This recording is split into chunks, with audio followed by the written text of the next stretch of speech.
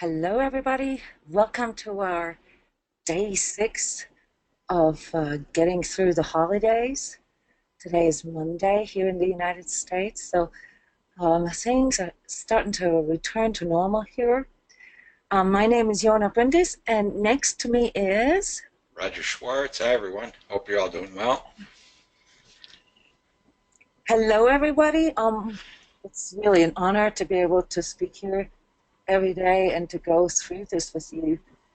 I have to say, this is something that very much reminds me of our marathon, our transmission marathons here, to just be present at all times.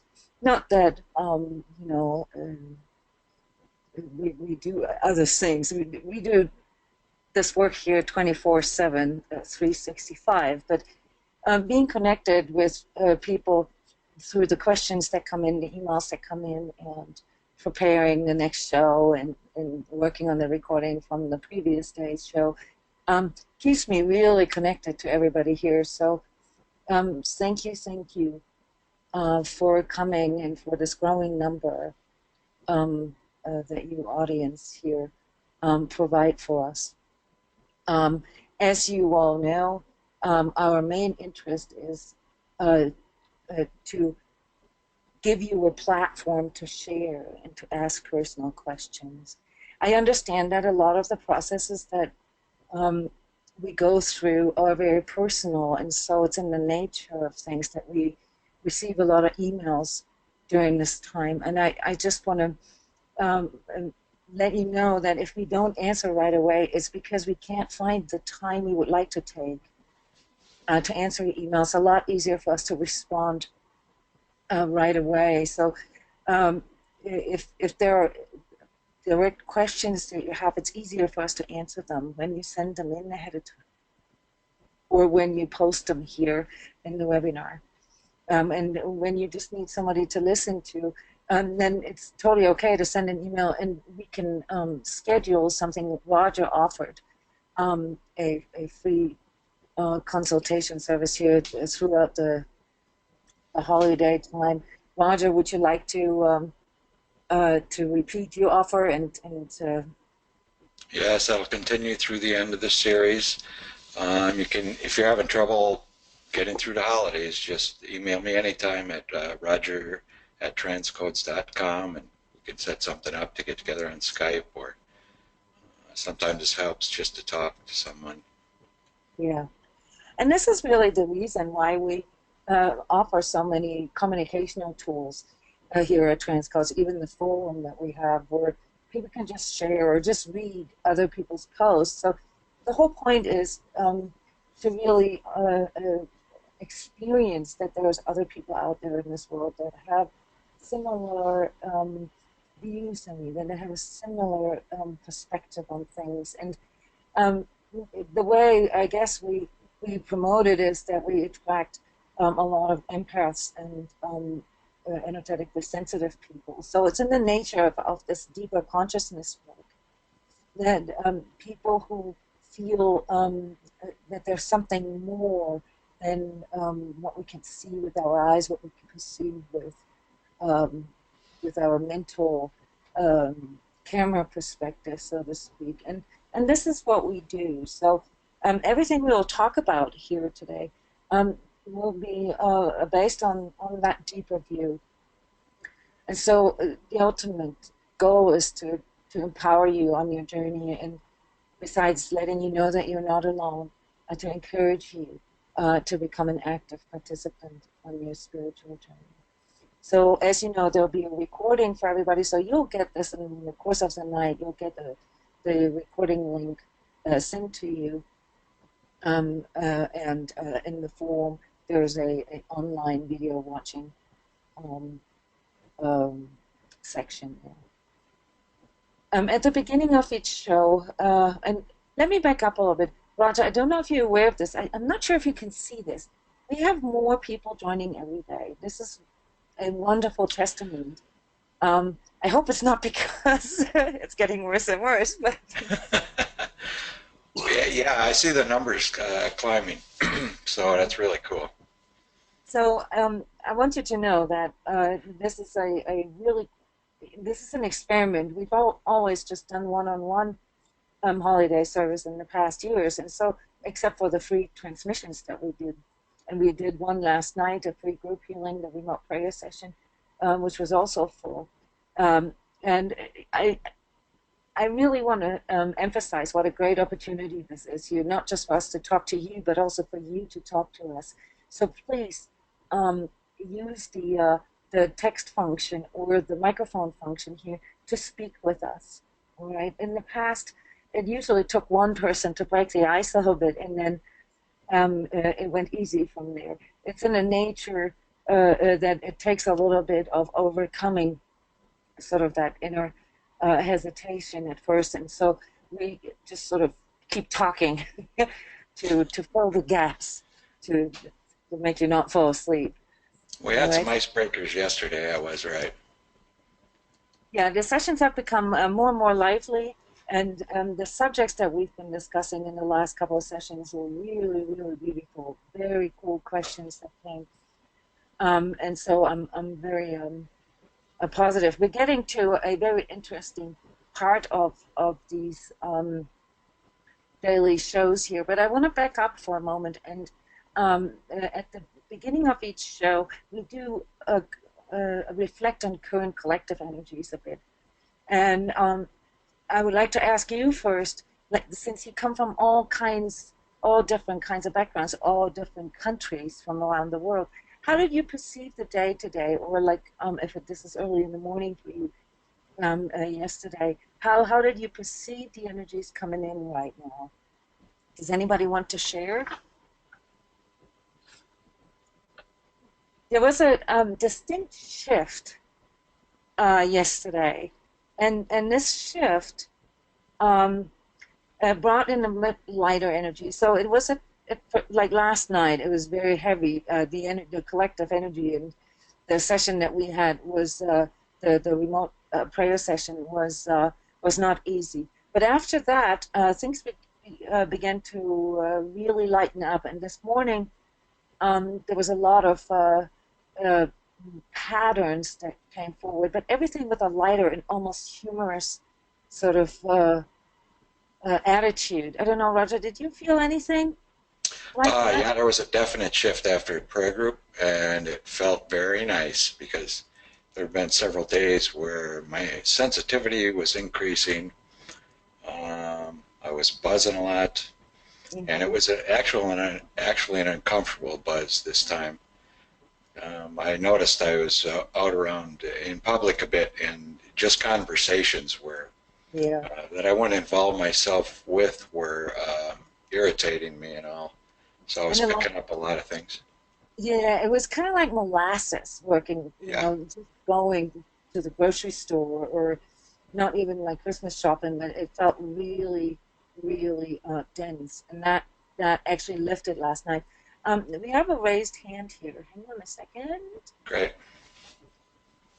Oops. Coming. Okay. Something here with my... Oh, there you go. Hello there. Can you hear us? Hi, yeah, it's Brian from the United States. Hi, Brian. Hi, Roger. Hey. Hello, everyone. Yeah, I was going to pretty much say what you said, Jona, and you shared, Roger, was that for me anyway, going out and about today, the energies seemed to kind of even out, so to speak. So they weren't as erratic as they have been the past few days. That's a good observation. I suppose in part that was because the Christmas day itself had finished here. There was a lot of relief from that. Yeah, I mean, in Europe and Canada, in many other countries, the 26th is still a holiday. But I think that anticipation and agitation that we felt the last couple of days leading up to Christmas, that's gone now. And we've talked about this in the past shows, you know, how, of course, collective events like this, although it only speaks sort of for the Western part of our societies, but how they can influence our energetic sensations. So do you remember, Brian, Roger, do you guys remember, like, what were the predominant sensations that we had in the last couple of days that were sort of typical or almost representative for that density, for that erraticness. Well, it just seemed like there was a lot of anxiousness going on, for sure, a lot of urgency, maybe, running Yeah. around and people cutting off people in traffic and, some Oh gosh, anger yeah, lots of there, anger, lots. frustration. Yeah, Um, I would agree. Anxiety, anticipation, feeling scattered all about. right. Yeah. and this was felt in the body, like with heavy neck pains, lower back pains, throat, heart pain. Yes. So Tight while we're stomach. talking, Yeah. yeah, while we're Yeah, talking, people sending in comments. All right. So the heart pain, and I wrote about this in the last energy report, was probably one of the scariest things. It literally felt like we had heart problems, but this was part of the energetic us picking up. People really being anxious and not really being able to connect with their hearts. So this has actually gotten better today, but we'll have to see how this develops because there is another a typical pain here over the last couple of days was this like real strong tension in the throat, or even throat pain, or even coming down with colds or throat related issues, A lot burping. of coughing, I was yes. going to, I'm sorry, I was going to suggest that really there's kind of overall just body tension in general. Mm-mm. Yeah. It's Oh, okay. interesting because I had the chest pains throughout the day yesterday, and they were very unusual. They weren't typical heart expansion pains, and I was going to mention them as symptoms prior to session last night, and I thought, well, maybe I should just go to the doctor Now this is instead. So it's good to hear that I wasn't the yeah. only one experiencing that. I wrote about that in the session in the energy report on Friday. That this is something that people need to expect right now and not to freak out. Right.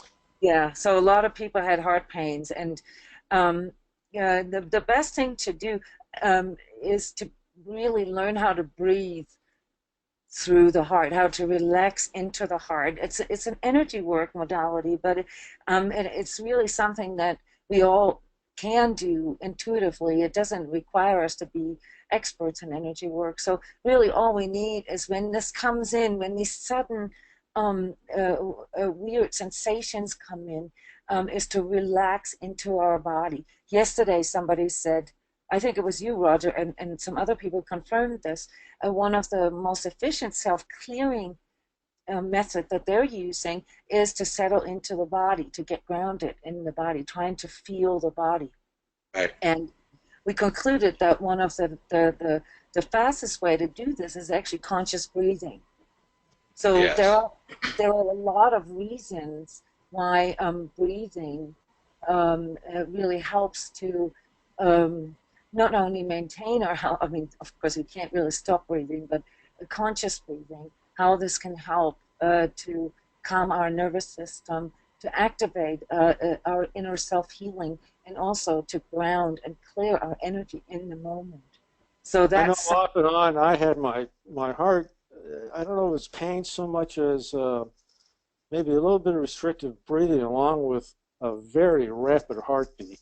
And that would yeah, happen, once every few hours or so. It seems like it would beat really fast for a few minutes.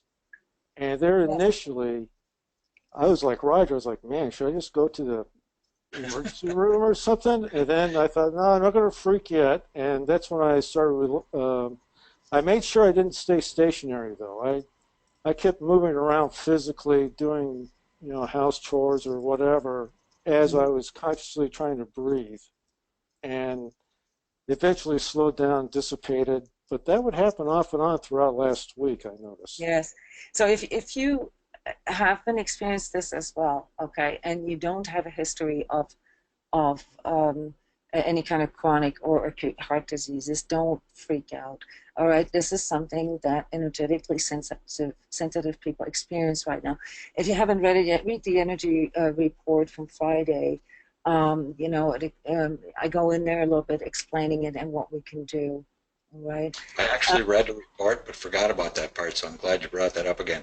And I want to quickly mention the I am breathing has so many benefits to it. One of the greatest ones is that it pulls us back into the moment. It can stop all the mental looping and just calm things down so quickly. Yes, and for those listeners who are not familiar with what Roger is talking about, the I am breathing, that's a breathing technique that I just named I am breathing because it has several parts to it. And you're going to get introduced to that here at the end of the show because we're going to use the I am breathing, which is a clearing and breathing technique at the same time, to channel the energies of June 2000. No, is it May? Just a friendly word of advice, though, as you learn the I am breathing, Yes. there is a part that we probably won't get into tonight, but there's like a very audible version that you do out loud. Just be careful where you do that because That some can people sound kind make of me. spooky, so we can. Yeah, I did it at work once. I thought I was off by myself somewhere in a corner, and it turned out a janitor was nearby. I had no idea, and it freaked him out. And he thought he was hearing ghosts or something. So, really, yeah, it happened a couple of months ago. And I didn't find out till a few hours later that this guy was panicking, and I inquired what was going on. And he thought he heard a ghost, and then I put two and two together, and I realized that he was around the vicinity I was while I was doing it there in the building. So I don't know if I'd recommend doing it out loud in the airplane or anything like that because Yeah, other people may not. what Brian is referring to is that there's two parts to that breathing technique, and we won't do the part today where we voice out, but I voice out the words I am, but I will mention it later. Roger, there was something else I wanted to pick up on, and that was you mentioned earlier that those heart symptoms or those heart pains that you had, they were different from the usual heart expansion pains. Can you explain that a little bit? What you mean with expand or usual heart expansion pains? Heart expansion pains that I typically would go through, that's usually during sessions, and it's when emotions are being released from the heart area, and it can be accompanied by sadness and some tears at times, I would guess you would say. So it's Probably like a more, deep release, and yes, it's a release, an energetic release. and you But it feel like happens. you feel like your heart is expanding. So Yes, once the release occurs, that's part of the expansion process, and it's opening up. So it's but a, it's why a is that really painful? good thing. Pardon me. Why is that painful sometimes? Um, well, I guess we relate this, the sadness and all. I mean, it's similar to it occurs when you go through a loss or something like that. Um, I Is it don't know why stored? we Is it consider it stored? painful. It's Yeah. I don't really see it as painful. I actually enjoy it because I know it's a clearing. Right, there isn't. I mean, there is an aspect that we experience here quite a lot as energy coaches, and that is when a person begins to let go of pain and begins to really find their heart center and expand into it. Yes, that, and I'm getting a lot of comments here that the previous constriction that is now sort of um, broken through, that can be felt. It's almost like our heart is growing.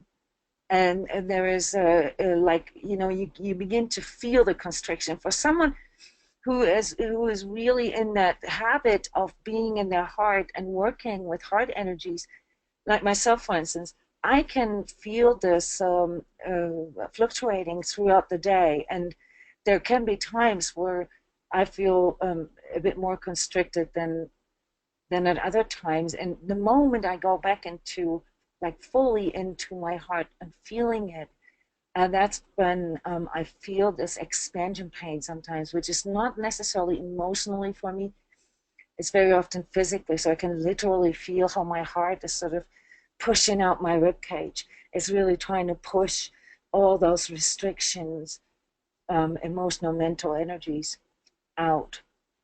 So that's why it's so common to feel a little bit of sensation there in the rib cage, chest, and heart area.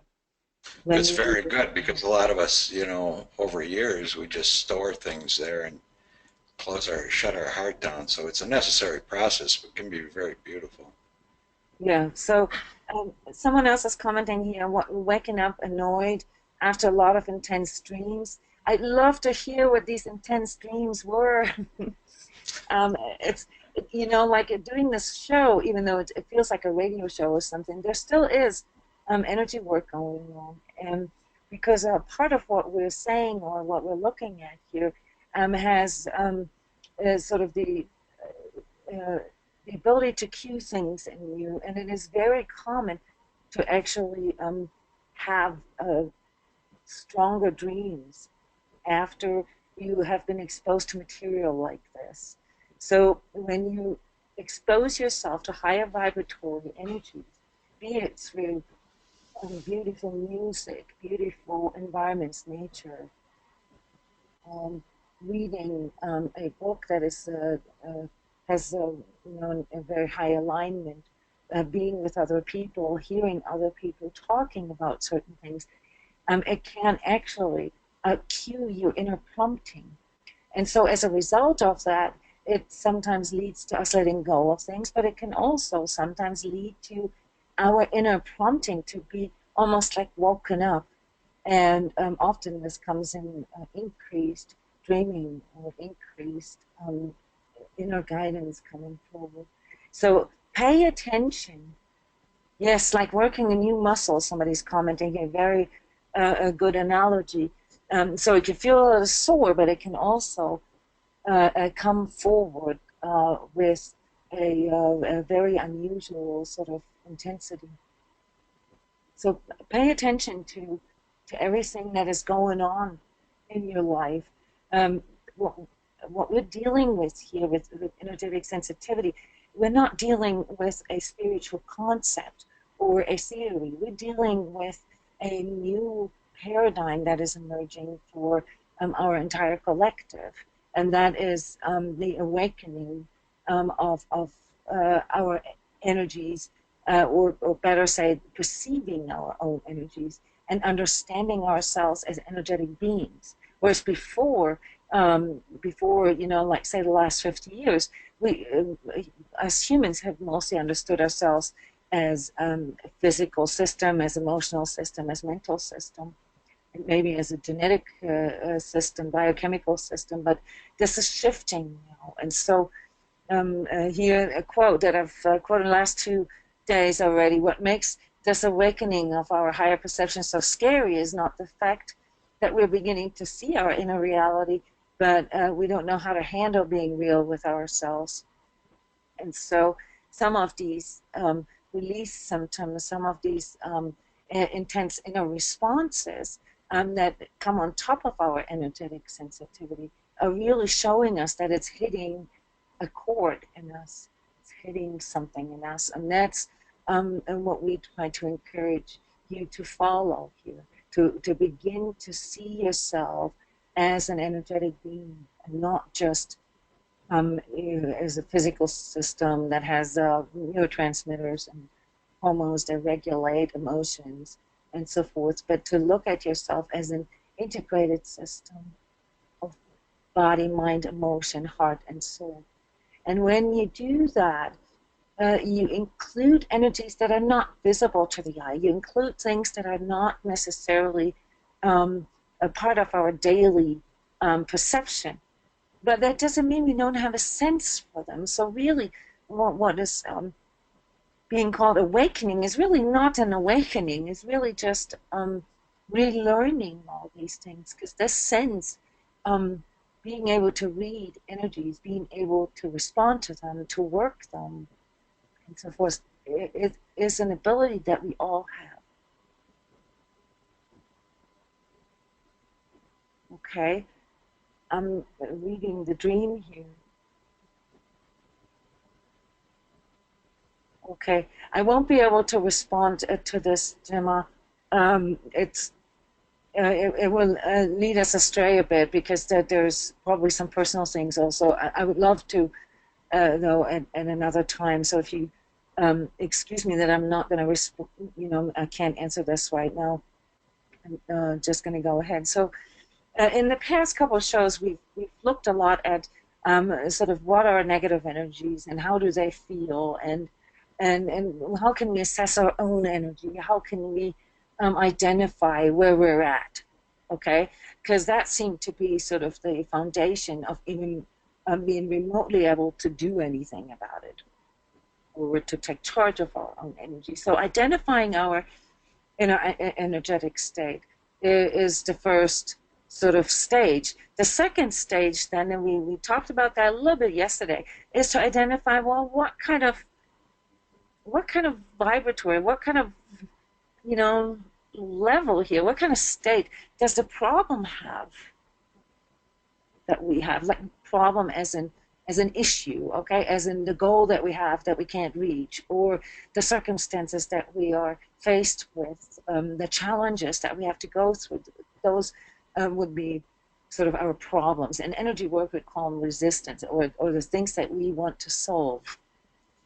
And so the second part now is to assess where is the issue located. All right, and here's a quote that probably everybody by now has heard.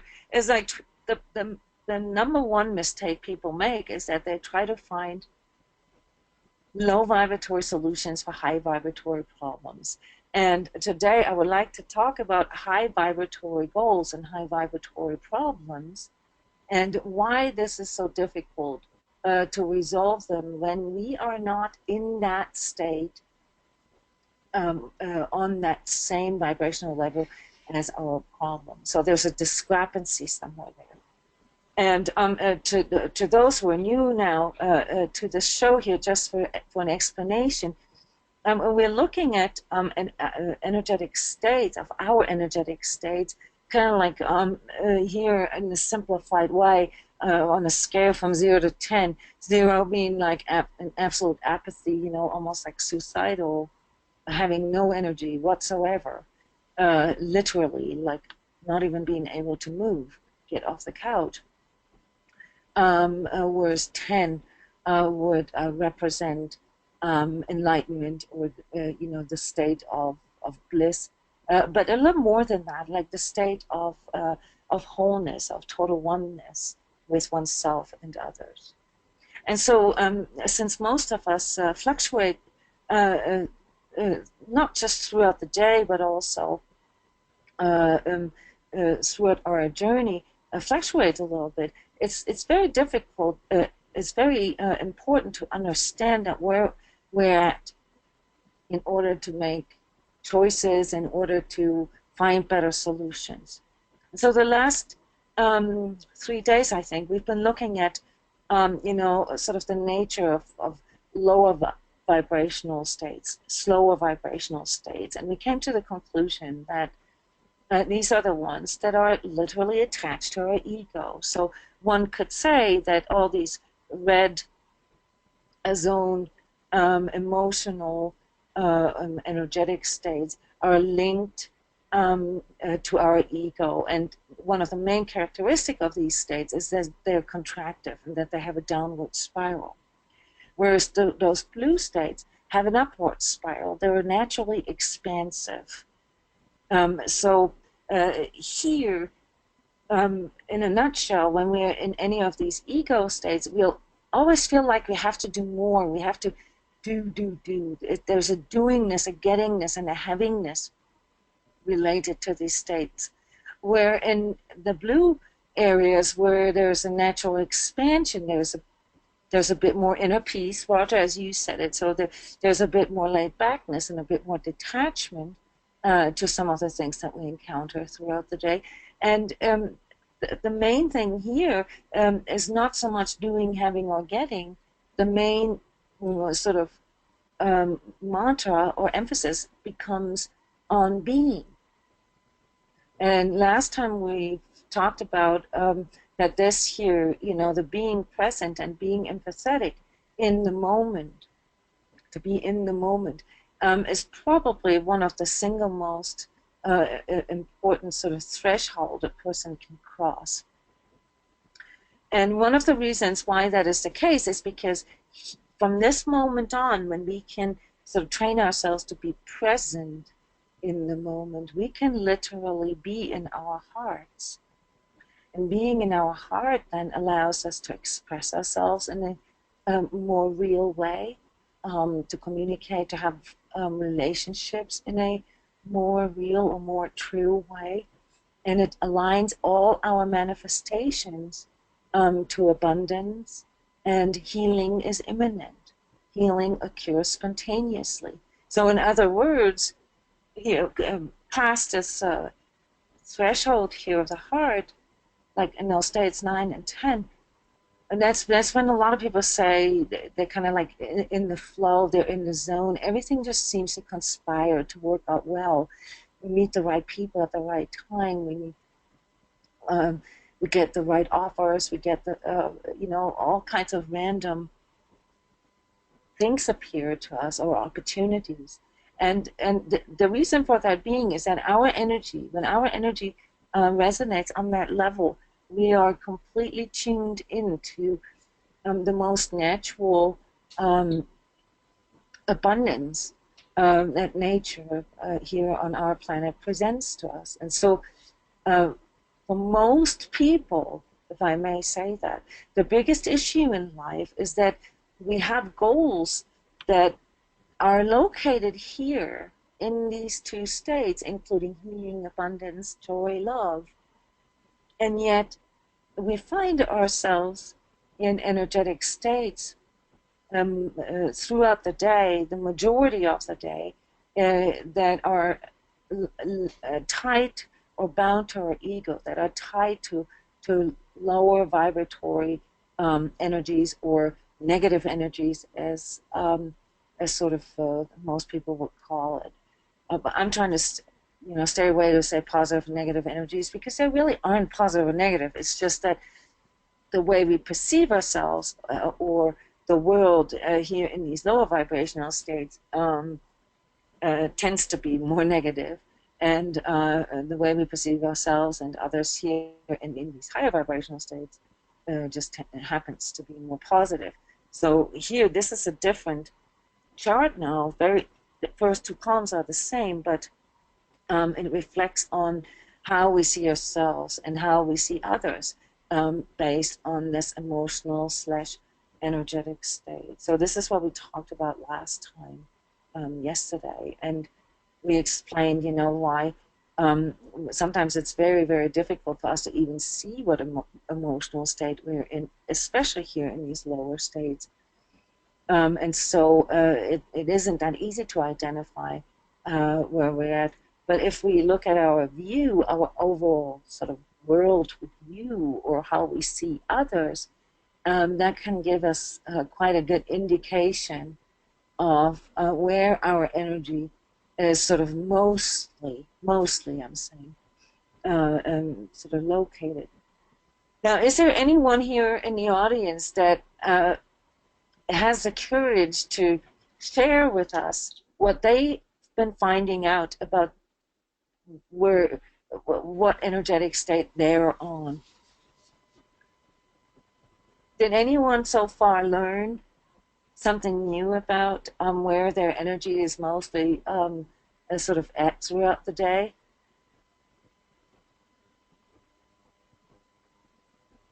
Brian, may I ask you, since you are our icebreaker volunteer here today? I was going to say, like, for example, today, I experienced not just one state, but a few different states, actually.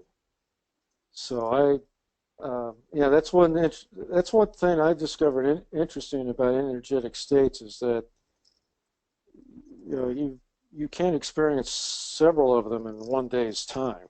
Mm-hmm. So I don't think a day doesn't go by where I don't experience a few of them every day, at least. Brian, and You've been in the Hard Warrior program, and so you're very familiar with this process of reflecting on your own energy. Do you remember, like when you first started, um, uh, do you remember like the first couple of times you sort of tried to look at your own energies, what you discovered like about yourself, as far as like, where does your energy mostly go? Well, a lot of it, for me, I would say I was defending myself a lot.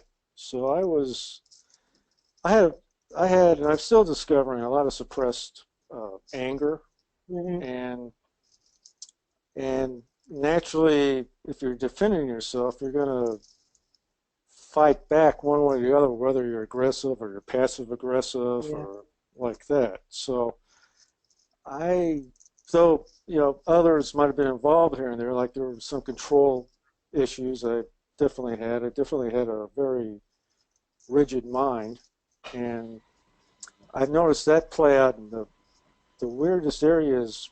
Just recently, I noticed when I go grocery shopping, somewhere in the past years, I always picked out this one particular area where I parked all the time, and I just noticed that the re the reason I was doing it was because it was closest to the exit to get on the street to get out of there. Interesting. And so it was a habit I developed over the years. And I started laughing because that is a form of rigidness, like you're just going to one spot all the time, you're on automatic control. Uh-huh. And I kind of laughed at myself, and I intentionally been parking like clear at the opposite end of the parking lot or at different spots now, just to upset the ego, so to speak, and Nice. do Okay. that. I noticed also like something I just discovered last week was how I carry the cash in my pocket. I always made sure the bills were always lined up in denomination, like the least to the greatest amount, and they're all facing the same way and all of that. And I started looking at that like I'd automatically just started arranging them. And I go, why am I doing this? I know what money I have or whatever. And so I stopped doing that as well. I don't care what, if they're right side up or down or whatever now. But I've noticed that about that too. So So you I know I notice had a lot of control going control on, patterns, trying to like control unconsciously. yeah, Yeah. trying to control my actions and I guess some of that's also a little bit of fear too because you're trying to control things all the time. But Yeah. a lot of Yeah. me though is about being defensive though.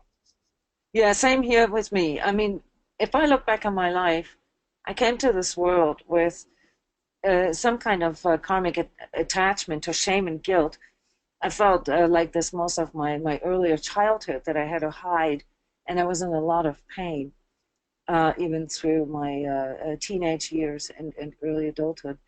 Um, I'm not the type of person that's really very afraid, but like you, I found out when I started working with energetic states and really sort of making myself become aware of where my energy is going at a certain moment. I found out that I was for many years in a constant state of anger, and not one that one would be able to see on the outside. So, like you, Brian, Yeah, same you here, know, same here. not like Yeah. an openly angry person, but more like a repressed angry person. And especially for women, I want to point this out here because it's subject of energy coachings all the time. For women, it's really difficult to accept anger as an emotion. It's very much sort of linked with well, fear, often childhood fears, but it's very often linked to the way we see masculinity. So for men, it's more natural to express anger, where women are conditioned not really to express that anger. And so for a lot of women, it's very difficult to accept that when they say have spent a lifetime in anxiety and they suddenly begin to break out in anger and have these like um, lashing out moments, it's very difficult to accept that this is actually a form of healing. Anytime we move up here on this vibrational scale, of emotions, we're actually healing and releasing. Now, we do want to make sure that we don't get stuck in any of these lower vibrational states, which is why you, Brian, you are looking at your control patterns right now, and that's very smart because oftentimes they are so hardwired in our system that we don't even see them as such. We don't even see them as something, well, negative. We don't, we never really think about it. But when it comes to energies, then they're anchored in our system, and they express our need to cope, or to control something. And so, what you said here, just to translate that for our listeners here, where you say you tickle your ego a bit, is a very cool way of loosening up these control mechanisms that are still holding parts of your energies in contractive states. So in the past, we've already talked about how important this threshold is here, to have that courage to let go, really, and to be hopeful. And today, I'd really like to talk about, okay, what is the nature of these higher vibrational states and how can we hold them? So let's say, and this is a subject that comes up in recovery a lot, like let's say I've hit rock bottom, okay, and I know that I'm not going to get bothered with what I'm doing. I may have even found out that my choices are very unhealthy or destructive for myself or others. And I've come to the realization that if I don't change anything, I'm just going to get the same results. So we get to this place here, then say, where we're willing to let go of the substance, or the relationship that we're hanging on to, or the money that we're hanging on to, or whatever it is. And how can we stay there? This state here is still a bit vulnerable. We are hopeful, but other people still kind of feel pessimistic to us, and we feel kind of like surrounded by naysayers. I don't know if you guys notice that, but when you cross that threshold, others kind of look a little dark. Yes, a lot of them are threatened by your change. Mm-hmm. When they start seeing what's going on with you, they start looking at themselves, perhaps. They don't like what they see. So, Brian, what you did to tickle your ego is kind of like what you do to others when you cross that threshold. You tickle their ego, and that's why there's a little bit of resistance here still. I agree. I see that. I've seen that a lot with my coworkers in the past 3 or 4 months. A lot of time they're, yeah. Well, it's true. We're mirrors of one another. So. Yeah, and so here, this what you said, this technique of tickling your ego, okay, this is a very smart thing because it keeps all that permeable here. All right, because it's all too easy for us to slip back into specialness, control, superiorism. In this other chart, it's actually a little easier to see here the the criticism and the judgment. All right, so as soon as we get that these are contractive states and that they basically trigger all our ego stuff down the road, it can help here to educate ourselves a little bit on this and to stay sort of in that continued empowered state. This is why we here recommend people to really work this, to really try to understand their own energy, try to understand the mechanisms of their ego, and to learn how to accept, to learn how to expand anyway. So what most people find hard here in this phase is, and Brian, you mentioned this a few times, is to not beat yourself up over things that you discover about yourself. I think also, too, it's very important, the letting go, once you hit that place, it's just constant because you're going to run into fears by letting go of the control, the anger, all of those things. You have none of those left anymore if you're willing to be open to a new way. it's just constant new experiences for it's you. It can be very yes. scary. And this really becomes a new way of being, you know, to constantly just like look at things and not to go into resistance. Because here, as we continue, as we further continue, we really learn what neutrality means. You know, what it means to neutralize things within ourselves, to really let go and to expand beyond our perceived limitations. You know, what's crazy is the freer I feel at times, you know, it's like I still initially experience a little bit underlying fear Mm-hmm. because, you know, it's kind of like you're going into uncharted territory. So because you're so used to, or it's so second nature to be in those lower states all the time. Yes. So you're going into uncharted territory, and there's a little bit of fear that your ego is presenting to you. So, you know, as you're letting go and you're trying to accept and allow and like that, there's still a little bit of underlying fear that And I yet, experience, that's you a know, from very time to good point. It's a very good point, Brian. It's actually quite a severe fear. time. Yes, I agree. Yes, it's the fear of the unknown, as you said. It's an uncertainty here all of a sudden because with letting go of our control mechanisms, we're literally letting go of all our ego structure. And our system, our nervous system, as well as our thinking and emoting, they are directly linked to our ego. So if we begin to sort of override our ego due to our consciousness, then this all feels very much like limbo here. This is a typical limbo state in people's journey where they're just willing to let go of the old, but don't really have solutions yet higher for their higher vibrator, for their higher goals. All right, so there's no new solutions here yet. And we have That's someone where else. that's where a sense of humor can help. If you can laugh at yourself when you're going through this stuff, that really helps a lot. It takes a little while to get there to see the irony and the sense of humor in it all, but that's what I rely on is I try to do a sense of humor and be light on myself instead of beating myself up over it. And you're good at this, Brian.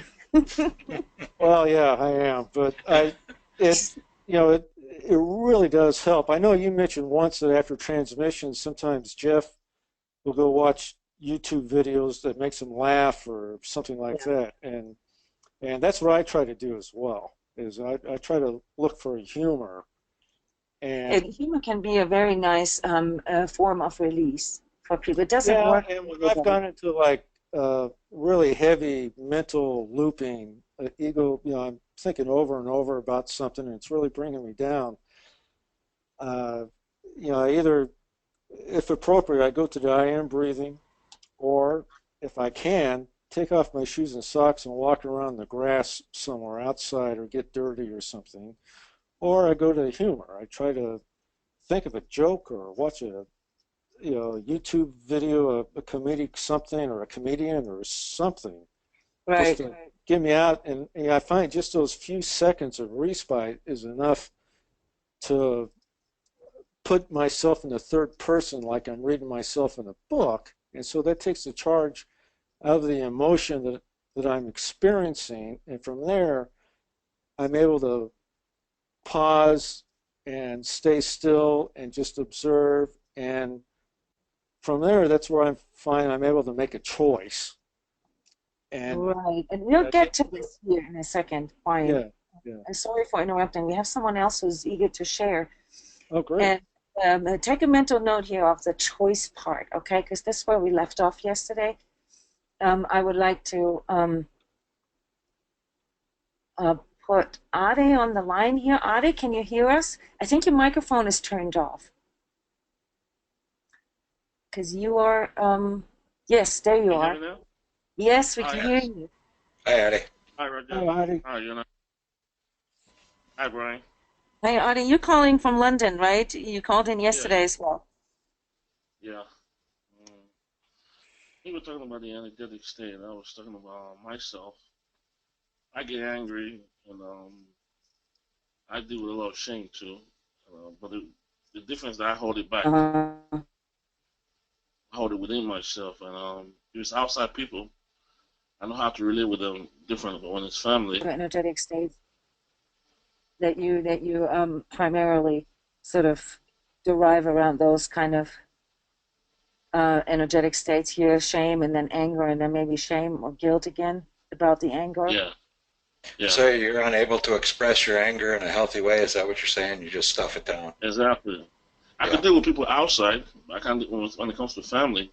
I hold it in. Yeah, we don't worry about the judgment from outside people quite as much. So Exactly. it's easier. We'll see them and dump on them and then walk away. Yeah, yeah, yeah. You're right. But So when you hold it back, That's a tough one. That's a tough one. it's when one you of the hold it most. back, Sorry, go ahead. There's a delay. Diana, Yeah, sorry. Go ahead, when you Adi. hold it back, don't you relate that to addiction? Do something to this. Deal with the pain you're holding back, the anger you're holding back. Mm-hmm. I want to comment here that much of my life, I never expressed anger because I was afraid of people judging me, especially the ones I was close to. I always thought it was I guess I never liked anger expressed at me, so I always held it inside. In relationships often also. I couldn't understand how people could get angry at their partner and express that and never want to see them again. Or how they could accept you after you became angry at them. That was always very difficult for me. But it had mostly to Yeah. do with what people would think about me when I did it. Right, and there's also a hardwire there, Adi and Roger, and that has to do with how we were raised.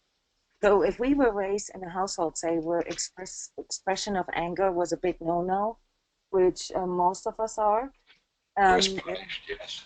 yes, there was some kind of punishment there. There was some kind of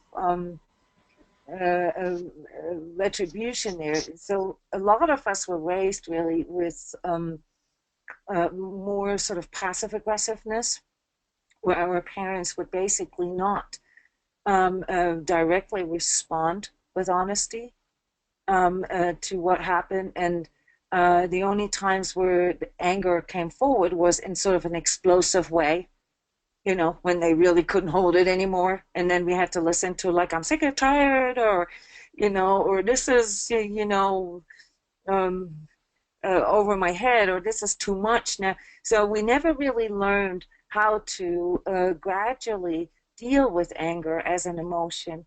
Many of us, at least in the Western society, that is the case. So it's not just our fear of judgment, it's also that we don't really see ourselves in that position, and we can't really accept ourselves being angry.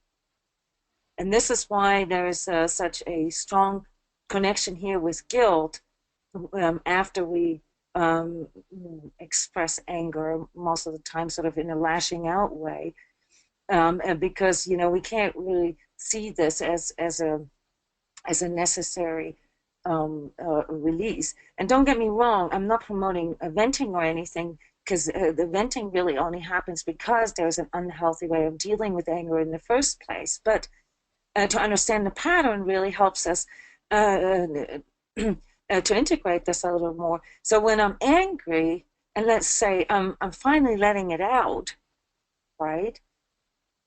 Then I need to stop myself from going into guilt over it. And instead, this is now we're talking like how to hold higher vibrational states, how to like sort of turn it around and take charge of our energy again, right? So our job is to disrupt the pattern here of going into guilt, and instead to own this and say, okay, I may have not expressed this in a nice way, you know, this it just so came out of me, and what I really wanted to say was, and I apologize if that scared you, or if that made you feel bad, or whatever our fear is, you know, the judgment part.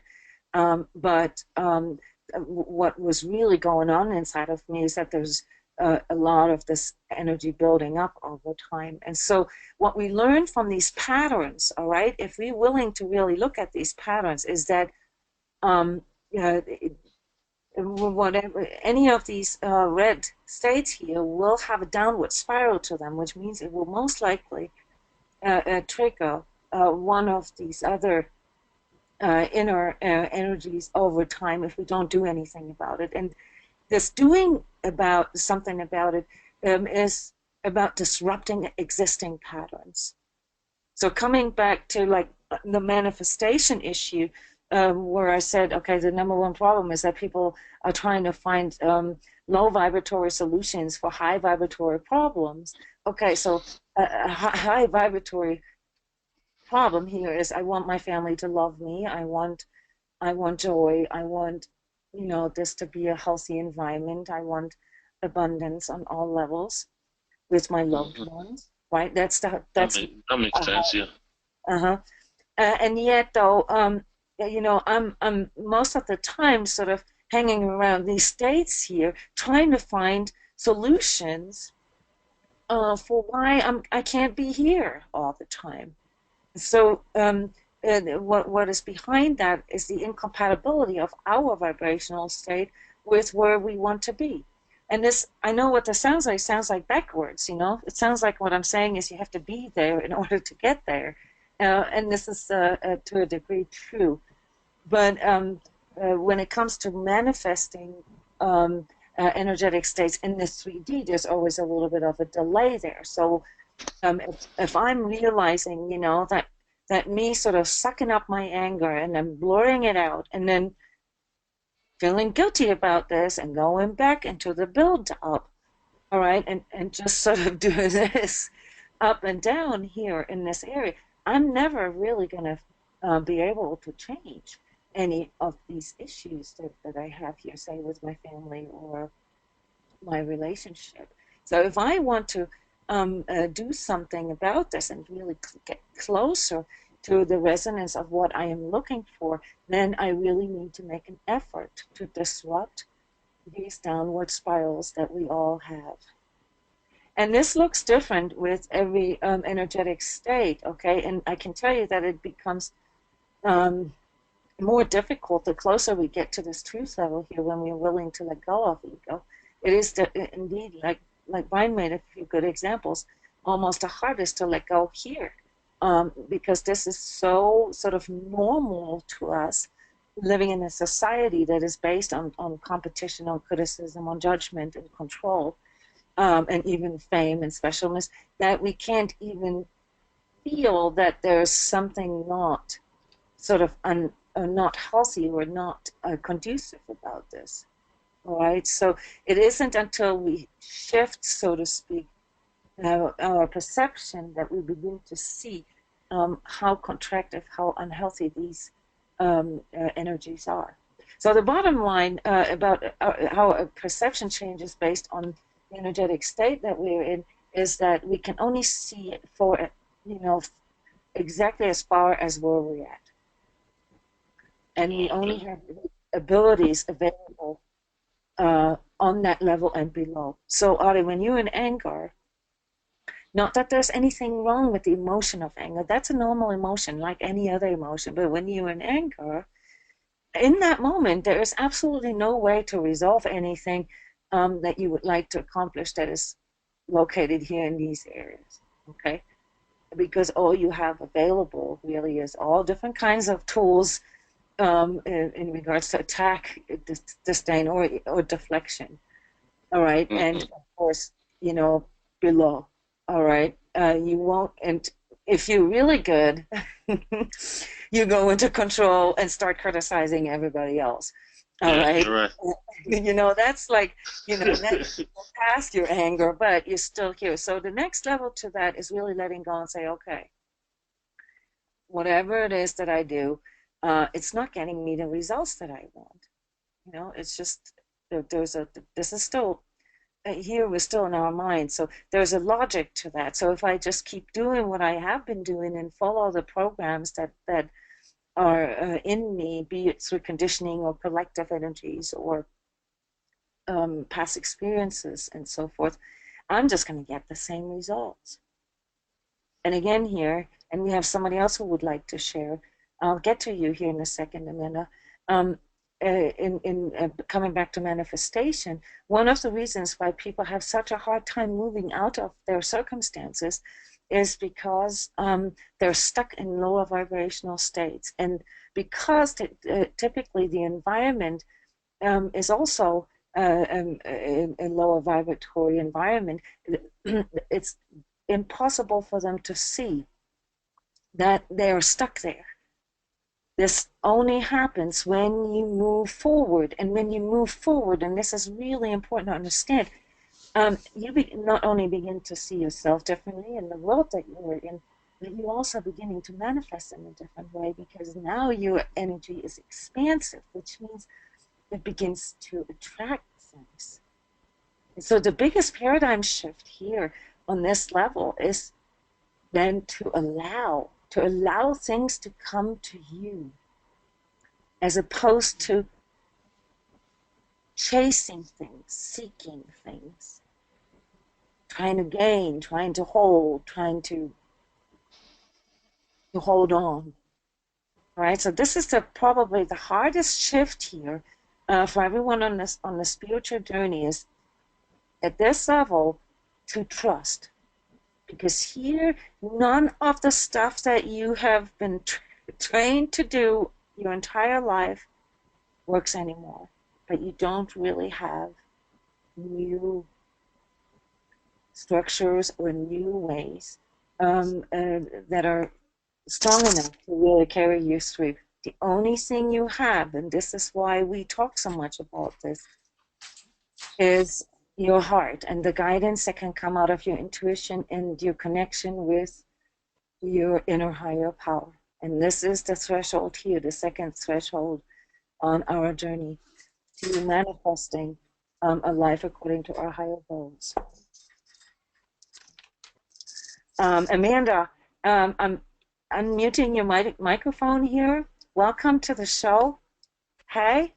Hello. Hello. Hi, Amanda. Hey.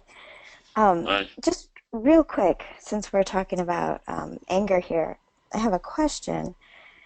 And my question is,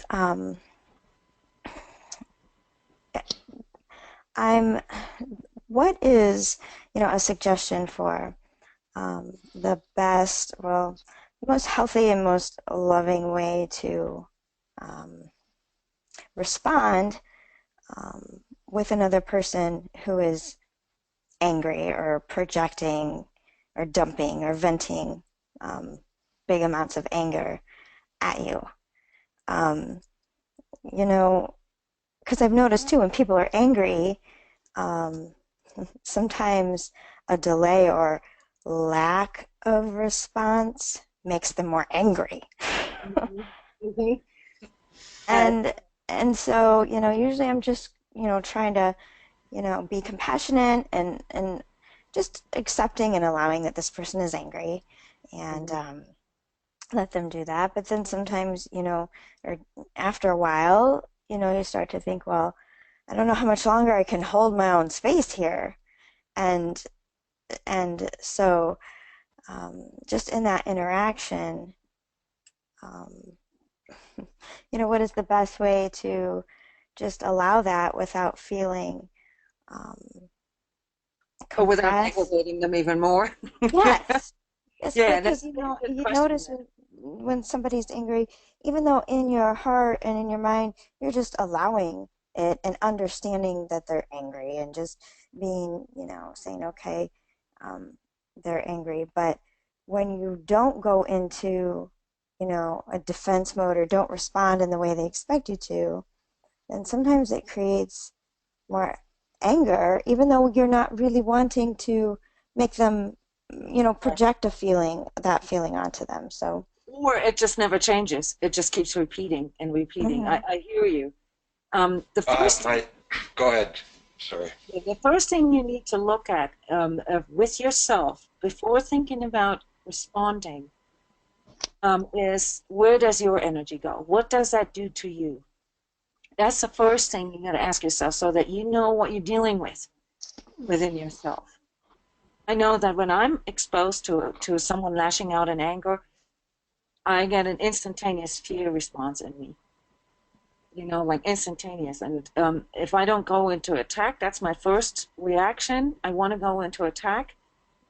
Then I don't know what to do. So Right. Well, I, I will feel the instant fear. And then now that I've kind of given myself, I've learned, to create that gap, that space to take a minute so I'm not responding or I'm not reacting into attack. And so, but in that gap, in that space, something happens, um, where then the cycle keeps. right. When you're exposed with people who have an unhealthy way of expressing their anger, because that's really what you're asking. There it really isn't anything you can do about their issue. The only thing you need to watch is that you're not going into, like, say, superiorism or judging them about that. Because even if this is not sort of expressed on the outside, but they will feel this, all right? And that will sort of pour oil into the fire to a degree. At some point, if you feel like this is enough for you, and you really don't want to expose yourself to it, Amanda, the best thing is to walk away. Yeah. If you are with someone, and this depends, of course, of the situation. It's a different situation when it's like, say, a customer of yours, than when it's your children or your spouse or your parents. Those are all like sort of different situations, or a very good friend. Those are all different situations. And of course, it's easier to let it go if it's a customer, because Right. that's not really your deal. That's their business, and they're just vented. Okay, so you can sort of file that under venting. If it's your children, well, at a certain age group, that's all they can do, really. And so your job as a mother, you are a mother, right? That's right. Yes. Yeah. You can try to teach them healthier ways, bit by bit. You won't be able to solve this right away, but bit by bit. And the best way as a parent to show healthier ways to express anger is to be a good role model. To know what escalation is and de-escalation. To indicate that. To say, hey, what you're doing right now is really making me angry. And if you're not stopping that, then at some point, I'm going to have to set boundary here. And that is sort of the third thing that you can do, is to learn how to express your boundaries more clearly. So the fact that the person is lashing out in anger is really not your business. Even if you triggered their anger, okay, that's something that would need to be resolved in communication. So if there is say a typical situation with couples, is that one person does something that triggers something in the other, and that's a repetitive cycle. All right. So very often it's control triggering anger in the other person, which then triggers superiorism or criticism in the other person, which then makes the other person even more angry, and so forth. All right. If you are referring to a pattern that you observed, a behavior pattern, then that needs to be addressed with communication. Because behavior patterns take longer than energetic shifts to change. So you can have changed your attitude and your perception about something, like months ago, but the behavior pattern is like 10 years old, and that won't shift right away. It will take a little while. Okay. So these three factors here have to do with the answer, which is, where does my energy go? So self-reflection. Then, of course, is there a boundary, that is being crossed? Is there a stance that I need to make? Because sometimes you have to yell back and say, stop it. You know, you don't have to get angry, but you have to exert a certain amount of energy to stop the process from going on because you recognize it as being unhealthy. And Okay. sometimes you just have to let go and walk out. That gap that you mentioned there earlier, you know, that space in which you become able to make a choice. And Brian, here we're back to, you know, to what you mentioned earlier, to even be able to have a choice. See, someone who is caught in anger does not have a choice. Choice doesn't even begin to occur to us until we cross this threshold here. All right, so any person who's caught, or even ourselves for that matter, being caught in anger will not be able to see that. So if you are, however, here, willing to be here and have the courage to really detach from, like, say, the fear, you know, whatever is triggering in you, you know, then it becomes a matter of being true to you. And being true to you sometimes means to communicate your boundaries more clearly, or to walk out if needed. But again, it depends a lot on the situation and the person and the kind of relationship we have with the person. If this person is important to us, like Roger and Ada mentioned earlier, if you know, if there is sort of a long-term or sort of an attachment to the person, you know. So it's a lot easier to tell our kids to shut up, you know, when they're angry, than to say this to to our parents, right? Yes. So there you can see the difference. You know, we have to adapt our communication accordingly, you know. But the underlying energetic dynamics are the same. Sometimes there's people that can be neutralized just by letting them know that you understand why they would be angry about this particular situation. A lot of people just want to be heard, and in like, say, a customer situation, that'd be probably the healthiest way to respond, is to let go and to tell yourself, okay, this is not personal, you know, whatever, this guy had a bad day today. Right. And then And that's pretty easy. And I do understand, you know, in the customer situation, they're frustrated and they just want somebody to, you know, attest to how they're feeling. And that's not a problem. I'm talking more about relationships and people, you know, who you love, and you want to love them even in their anger, and you can let it go, but there comes a point where you have to walk away, or you have to just not respond, and it seems to, you know, and I guess maybe that's my own fear, because I don't want my response to hurt them even more or make them more angry. So I guess that's just something I have to work with. Maybe that's more of you know, a judgment issue for me. yeah, You again, know, it depends on the situation. If it's a pattern, you know, if it's a recurring pattern, then it's important to speak up. Not in the moment, but at a moment where the other person is not in anger anymore. Because you can't really address anger when you're in anger. All right? no, You can't right. address fear when you're in fear. You have to be at least one level above that to be able to observe that. All right, this is that's very important to understand about communication. So when someone whom you love, is angry at you and says terrible things and really hurts your feelings in the moment, but your inner truth kind of tells you, okay, you know, he just went through whatever, he just lost his job or whatever, and he's going through a crisis. All right, let's say it's just some unusual situation.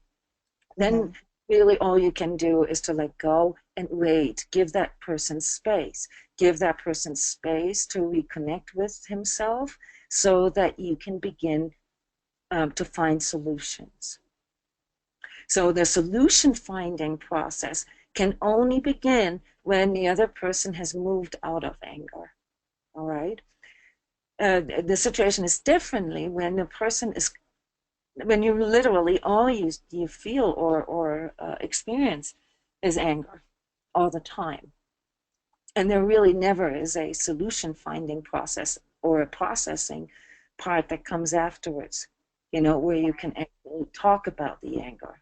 All right, because after all, from an energetic standpoint, the anger has to go somewhere. So Mm-hmm. if you suck it up, just for the sake of, say, protecting the relationship or maintaining peace, then Mm-hmm. that energy is going to stay within you. And eventually, it's going to materialize in form of your own frustration or even lower.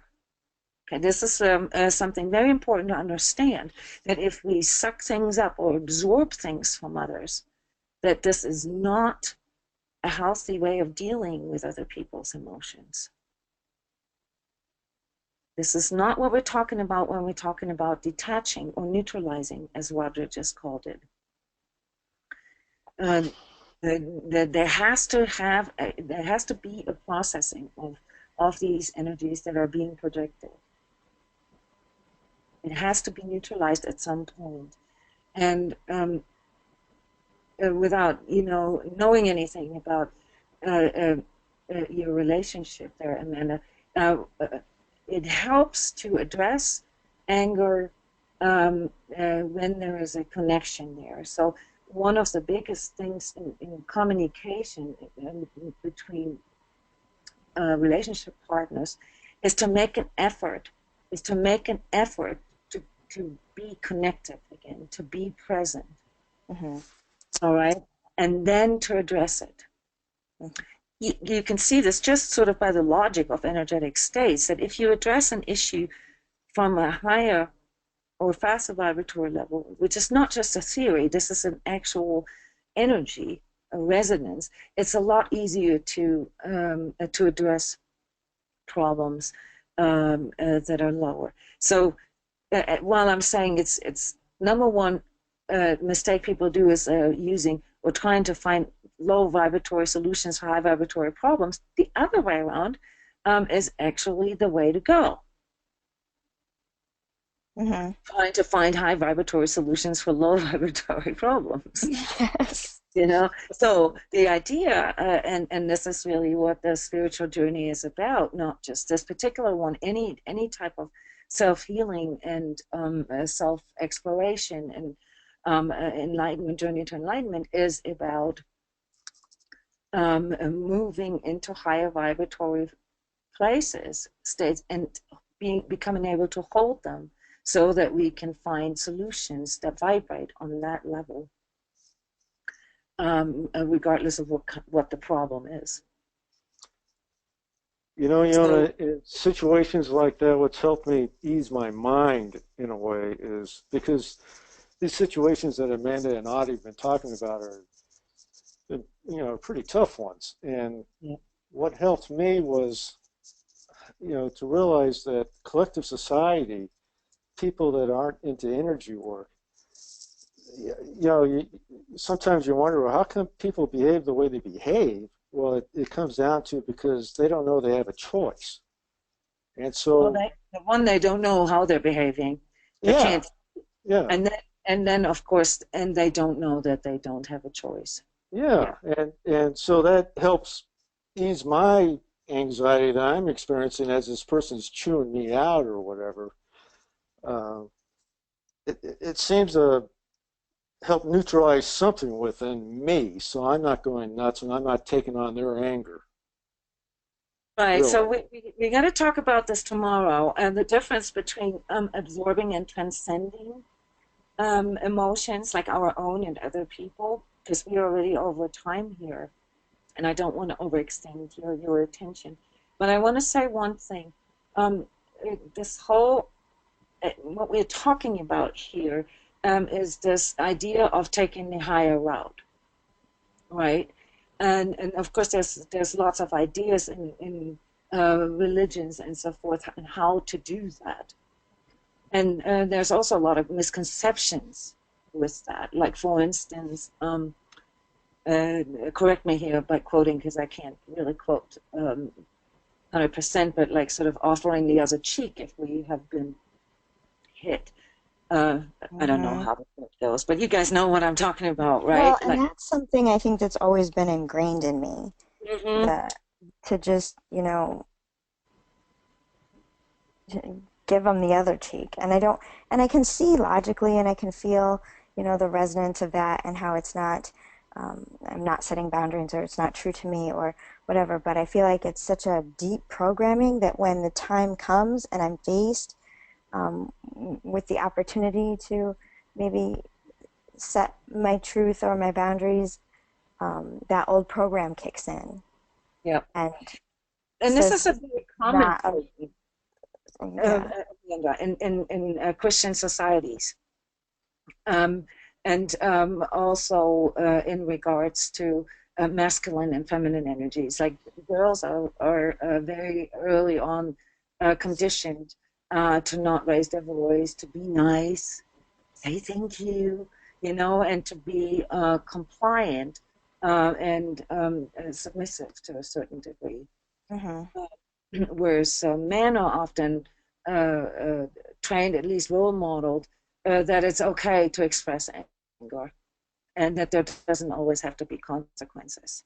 Mm-hmm. So we're dealing with collective programming here as well as religious programming in some societies, and there's variations of that in depending on what kind of religion the society, the predominant religion the society has, but they're very similar throughout the Western societies, that is. So you are not alone with that, Amanda. This is a very typical problem, not just for females, but it is a very common phenomena, especially in the spiritual circles, if I may call it that way, to not either express anger or to respond to it. So anger seems to be like one of those gray areas here where in spiritual circles it's really frowned upon, whether you're the one having anger or somebody else is expressing anger. So with this vibrational scale here, I'm trying to take that out a little bit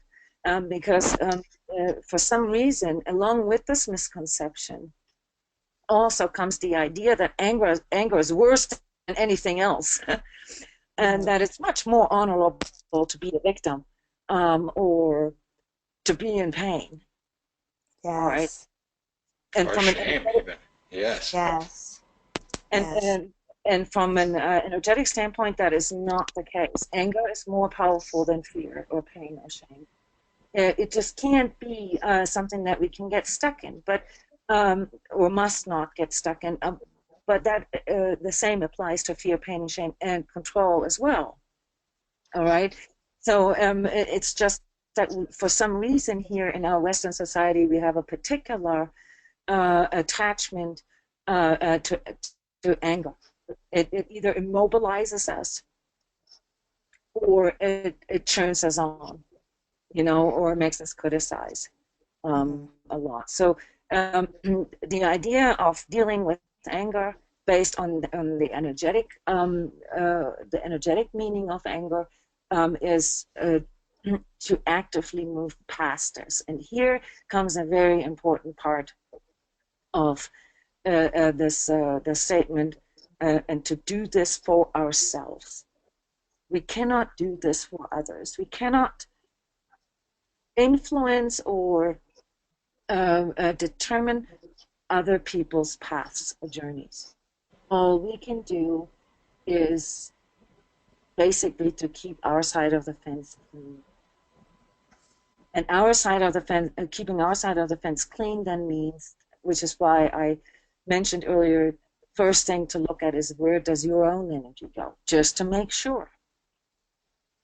I know my energy can go into superiorism very quickly. There's still part of me that kind of looks down, on this sort of raw expression of anger. All right. So if I'm here, well, then I don't need to be surprised if things escalate. All right. So I need to consciously let go of that and step back and give the other person space. But again, if it is a pattern, an unhealthy pattern, like any other unhealthy pattern in our relationship, then we need to do something. We need to either communicate our boundaries more clearly, and try to work out solutions together, or we need to walk out because we simply can't change it. But exposure to us is so unhealthy that we need to really act on that choice. So so it's not really black and white. You know, that's important to understand. But it is black and white when we are here. So if 1 out of 2 people is in a black and white mode, then the whole sort of situation can still go black or white. Mm-hmm. And the only way for us to really avoid that, or sort of enable that, and I think here's another key word, is by really being true to ourselves. This, you know, I understand you're angry, but this is hurting my feelings. And I don't think that this is a healthy way of expressing what you want to say. But as long as the person is in anger, this is very difficult. You know, so at that moment, it's best to like really sort of go into, you know, clearing those energies out of your system right away, to not let them latch on, and then to try to communicate, try to find sort of this solution finding mode as soon as that anger is gone. All right. I hope. Thank you. Did this help, Amina, for your Yes, question? it did. It did. And I just sometimes just hearing it said and then feeling the knowing, like, okay, yeah, I know this, but I needed this reminder. I needed sometimes you just need the support of other people to remind you. Just look at this as, you know, you can look at the chart and it's very clear. It's very clear, but when you're in it, it's kind of hard, and I fall into those patterns of, you We all know, do. Yes. you know, so Yeah, Each and also. every one of us. So we didn't get to talk about regular self-clearing. I had Jeff sit here next to me for half an hour, but I didn't say a word. So we're going to have to talk about this tomorrow as well. And we have a good bridge here, and that is keeping our side of the fence clean, because that leads to the necessity of accepting regular self-clearing, of really sort of looking at, okay, where am I at? Where's my energy going right now? And what can I do right now to shift my energy at least to here, so that at least I'm sort of in somewhat of an upward spiral, and not in a downward spiral. Because see, guys, the truth is that if you are in any of these states, that you're everything that you attract, anything that you manifest, also vibrates on that level. And that is one of the big issues here for people who have higher goals. All right. And this is often a sort of subject of our self-criticism and self-doubt. All right. So we're going to talk about that tomorrow. And now we get into the overview end and highlight of the show, which is tuning into our inner precognition, all right, tuning into our inner guidance, our inner vision. As I have mentioned before many times, the ability to have premonitions, or to see the future, or at least parts of that, to have a feeling for the future, that's a sense we all have. It's just that due to these contractive states that we are in the majority of the time, the overlay that we have, the attachments, literally like a layer of gunk around this sense, kind of blurs our receptors. All right, and so the first thing to do if we are looking for inner guidance, or if we're looking at connecting with our future selves, say, is to remove the gunk, And one of the things that we've already mentioned is the I am breathing that I recommend. And that's a very simple breathing technique. And you can look this up on the transCODES site. So I want to save time now and jump right into this. So the basic idea of this breathing technique is that we, of course, do conscious breathing, but that we also visualize all excess mental and emotional energies to be pulled into our heart vortex, into our heart center as we breathe in.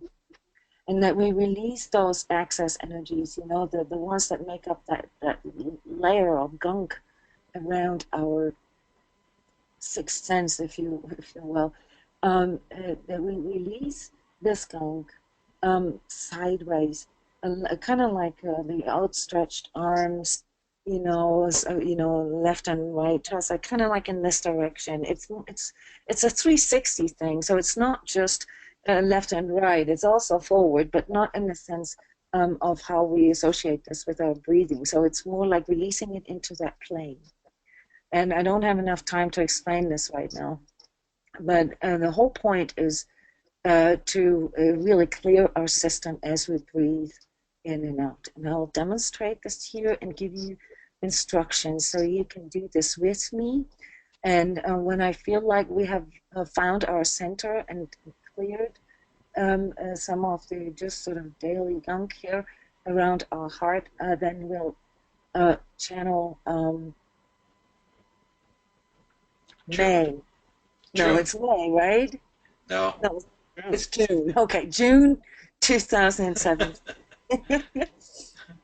All right, so we begin with just sort of trying to feel our center, the center of our center. It's in the center of our chest, kind of like on the level of our heart, of our physical heart, but more in this symmetrical center, so to speak. Slightly above our sternum. So try to find that area. It's not a point per se, but if you tune it, if you have a lot of experience with that, it will go fast. If you don't normally do this, it will take your time with this, all right? And so as you breathe in now, I want you to consciously visualize breathing in into that center. Hold it there and then breathe out sideways if you can. And as you breathe in again, sort of visualize all this gunk in your head, in your upper torso, above your head, to be sucked into your heart like a vacuum cleaner. And as you breathe out, it all comes out clean. And the same with all your emotional energies that are located more or stored more in the lower half of your torso, on your legs and below your feet. As you breathe in, visualize all of that to be pulled in, to be sucked in by your heart center, which is a big, big vacuum cleaner right now. Oh. And as you breathe out, try to breathe out like really with your belly and prolong it a little bit. Okay, I could feel that. And again, breathing in.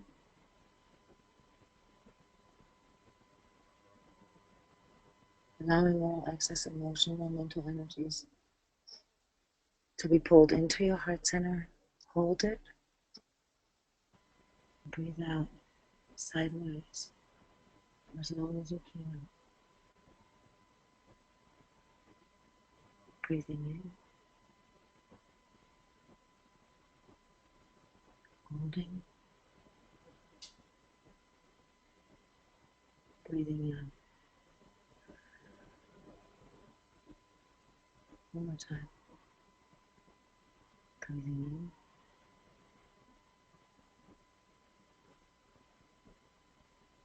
Holding. Breathing out.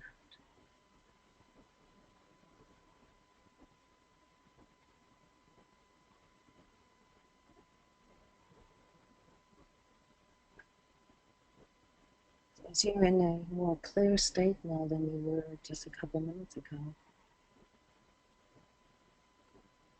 Try to tune into June of next year, of 2017.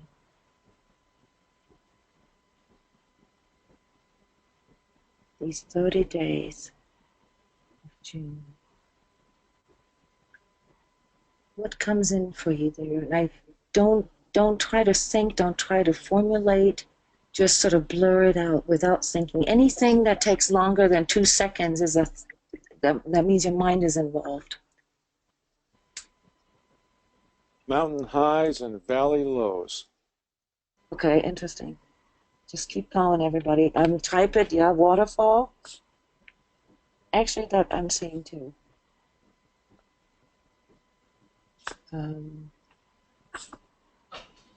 I see a plane in front of me. Plane. Kind of like a desert, actually. Interesting. Keep going. Anything. Color, shape, fire.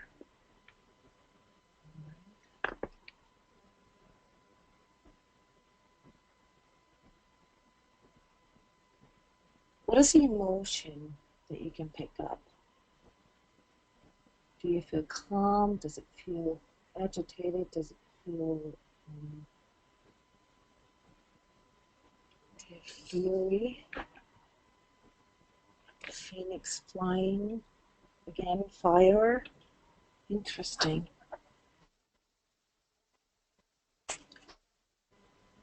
So we got like really strong symbols here. A waterfall at the beginning, yes. At least 3 of us did.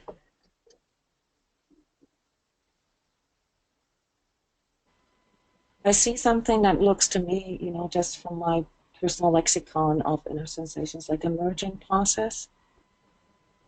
This may be related to the phoenix.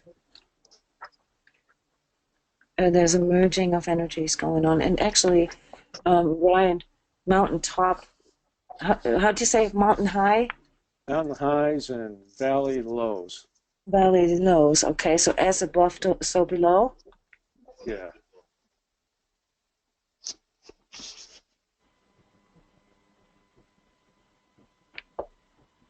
Yeah, so we're tapping into our subconscious here. We're tapping into our ability to um, um, preconceive certain feelings and for some of us visuals or auditory information. So it's not always, it doesn't always come in this clear sort of language or, you know, oftentimes when you work with your higher perception, it works in pictures, it works in colors and so forth. So just become confident about that and say it out loud.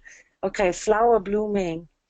Not stagnant flower, but a flower in bloom. Okay, flower in bloom. But like fireworks, so like a sudden explosion of a blooming. Okay. World collective. In love. Okay, so there's a feeling of love involved, coming from the collective. Okay, reactivity, but not in a negative way. So yes, so all of that seems very fiery almost. Does anybody get like a color or shape or anything with that?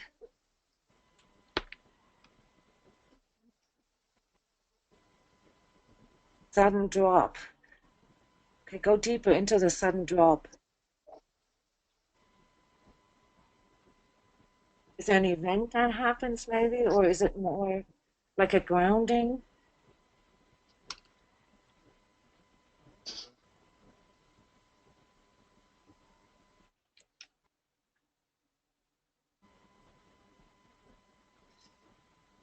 Okay, so so the comments are very similar all, and that's very interesting. Black and blue, okay, cool, as colors. All right, so what it is that we're doing here, or what I'm demonstrating to you, is what transcoding means. All right, we all have a different inner lexicon of our sensations. We all have different primary um, uh, channels of processing. Some of us are more visual, some of us are more tactile, some of us are more feeling oriented, some of us are auditory. And the cool thing when we do this together here as a group is all these different sort of camera perspectives come together, and the picture that can be transcoded out of this can actually become very accurate. The biggest thing for us is to really have that confidence to just give in to that and to just allow that to come forward. This is something we're not trained to do, not used to do, to be doing. And so part of the exercise here with the channeling the months of the next years is, of course, to tune into it. And it's, of course, to align our energies to that as well. So by going into the future, with our heart, we're kind of feeling out some of these transitional processes or transformational processes there. So that allows our energy actually to better deal with them as these things arise. But another aspect of that is to literally build the confidence here, to tap into your precognition, to tap into this innate sense that we all have. All right. I just want to make one comment here about the breathing technique that I used to show you how to center your energies. If you remember right, Brian mentioned something in the beginning about the verbalizing, the audible part of the I am breathing.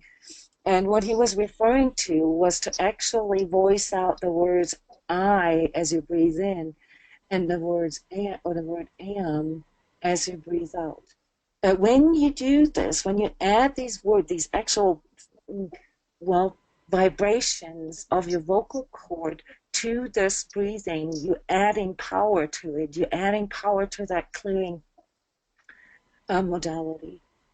But Brian also mentioned that it sounds a bit eerie when you do this. And if you try this on your own, please don't freak out. This is not easy. If you have not ever practiced how to voice something while you're breathing in, it will sound really, really weird in the beginning.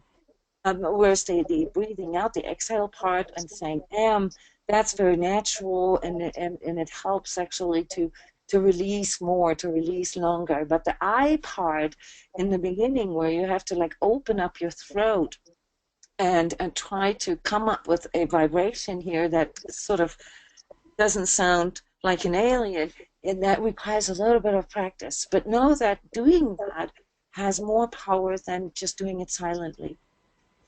If you've trained your system to this breathing technique, you can literally use it in any moment by doing it silently, and it is one of probably the most efficient spiritual or energetic emergency or first aid methods that you can use to really center your energy and to clear out all the excess stuff that is there in the moment.